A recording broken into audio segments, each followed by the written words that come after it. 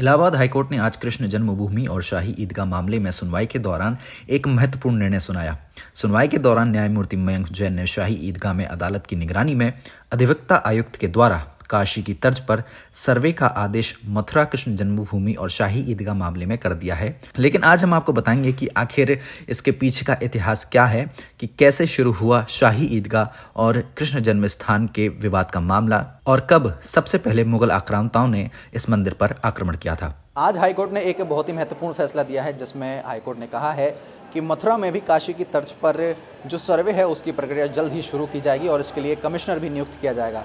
लेकिन जन्मभूमि का जो विवाद है वो अभी से नहीं बल्कि कई सौ सालों से चला हुआ आ रहा है और आज हम ये जानेंगे कि आखिर कब शुरू हुआ जन्मभूमि का ये विवाद। तो मेरे साथ मौजूद हैं लक्ष्मी नारायण जी, जो कि इस मामले में इतिहासकार हैं और काफ़ी जानकारी लगते हैं। तो लक्ष्मी नारायण जी, सबसे पहले तो मैं आपसे ये जानना चाहूँगा कि आज ये जो फैसला आया है हाईकोर्ट का, इसके बारे में आप क्या सोचते हैं और ये जो विवाद है ये आखिर शुरू कब हुआ? क्योंकि हम जानते हैं कि मुगल आक्रांताओं ने करीब 3 से 4 बार इस मंदिर को तोड़ा, तो उसके बारे में भी थोड़ा बताइएगा। देखिए, ये आज जो माननीय इलाहाबाद हाई कोर्ट का जो निर्णय आया है इस विवाद में कि सर्वेक्षण कराया जाए, इसका तो हम सभी लोग स्वागत करते हैं। सर्वेक्षण होना चाहिए, ये एक न्याय की प्रक्रिया के अंतर्गत है, तो वो होना चाहिए। और यह तो पूरी तरह से स्पष्ट है कि श्री कृष्ण जन्मस्थान पे बार बार मंदिर बनाया गया और उसे तोड़ा गया।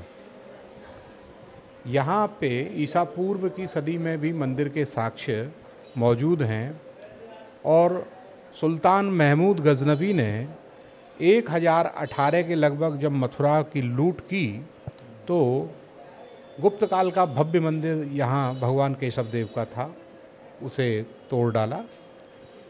उसके बाद में वहाँ हिंदू लोगों ने फिर मंदिर बनाया और उसे सुल्तान सिकंदर लोदी के टाइम पे तोड़ा गया। उसके बाद में मुग़ल टाइम में फिर मंदिर बना। और एक बड़ी दिलचस्प बात ये है कि अकबर के टाइम पे जो कुछ मंदिरों को ज़मीन ग्रांट में दी गई है, भूमि दान दिया गया है, उसमें केशव राय के मंदिर का भी उल्लेख है। अकबर के टाइम पे भूमि दान भी मिली है। तो इससे ये पता चलता है कि अकबर के टाइम पे हिंदुओं ने उस जगह फिर मंदिर बना लिया था। तो चूँकि वह श्री कृष्ण जन्मस्थान का प्राचीन स्थान है, वहाँ का शिलालेख है, उसमें पता चलता है कि उसे वासुदेव महास्थान कहा गया है। हिंदू मात्र के लिए और जो वैष्णव धर्म में जिनकी आस्था है पूरे विश्व के, उन लोगों के लिए वह सबसे पवित्र स्थान है। उसके बाद में उस पे एक भव्य मंदिर का निर्माण जहांगीर के समय पे उसी मंदिर का जीर्णोद्धार किया ओरछा के महाराजा वीर सिंह देव बुंदेला जी। उन्होंने एक शानदार मंदिर का निर्माण किया। परंतु औरंगजेब के टाइम पे जब काशी विश्वनाथ के मंदिर को तोड़ा गया, उसी समय सन 1669 के लगभग में एक आदेश जारी किया गया कि ये मंदिर गिरा दिए जाएं, काशी के भी और मथुरा के भी, और उसे गिरा दिया गया और वहाँ पे जो मस्जिद है वो बना दी गई। वो औरंगजेब के टाइम पे मस्जिद बनी। तो मैं समझता हूँ कि भारत के सभी इतिहासकार इस पूरे विवरण से परिचित हैं और यह कोई नया मामला नहीं है। तो सभी जानते हैं कि 1669-70 में श्री कृष्ण जन्मस्थान जो केशव राय जी का मंदिर था, उसे गिरा करके मस्जिद बनाई गई है, जो आज भी मथुरा में मस्जिद है।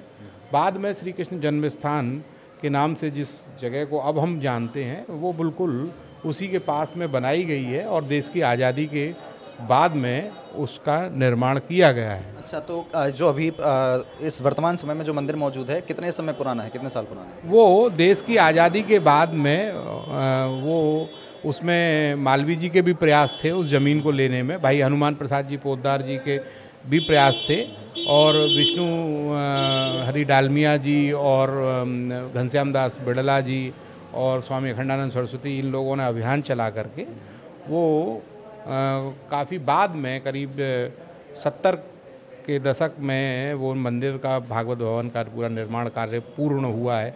उससे पहले प्रयास चलते रहे, तो बिल्कुल नया है वो। तो एक प्रतीक रूप में हिंदू लोगों ने उसको, श्री कृष्ण का मथुरा में जन्म हुआ है, तो यहाँ कुछ भी स्मृति नहीं थी।